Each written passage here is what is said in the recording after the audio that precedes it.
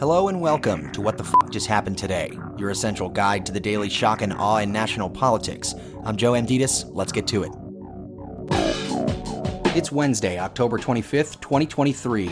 Welcome to day 1009. After 22 days and 3 failed nominees, House Republicans finally elected a speaker to replace Kevin McCarthy. The House voted 220 to 209 to elect Mike Johnson as their new speaker, with all Republicans voting for Johnson and all Democrats voting for Hakeem Jeffries. After taking the gavel, Johnson said the People's House is back in business.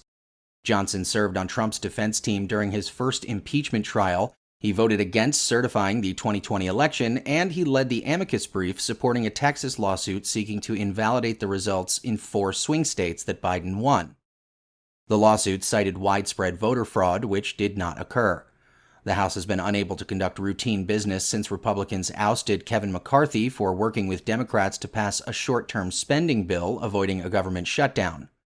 Johnson will need to immediately pass a measure to fund the government ahead of a November 17th shutdown, and will be pressured to act on emergency aid for Israel, Ukraine, and the southern U.S. border. Meanwhile, Israeli Prime Minister Benjamin Netanyahu says Israel is preparing for a ground incursion of the Gaza Strip to exact the full price from the murderers. Netanyahu, however, did agree to a Biden administration request to hold off on sending tanks and soldiers into Gaza to free more hostages and allow for the arrival of humanitarian aid into Gaza, and it would also give the Pentagon time to deploy nearly a dozen air defense systems to protect U.S. troops in the region. Biden also called for a 2-state solution, saying there must be a vision of what comes next because Israelis and Palestinians equally deserve to live side by side in safety, dignity, and peace. The United Nations, meanwhile, warned that the humanitarian crisis in Gaza has reached an unprecedented point as hospitals have shut down and clean water has virtually run out. The World Health Organization reported that 12 of the 35 hospitals in Gaza were not functioning, and that 7 major hospitals were well over capacity. When the UN called for a humanitarian ceasefire, a top Israeli diplomat said it was time to teach the world body a lesson.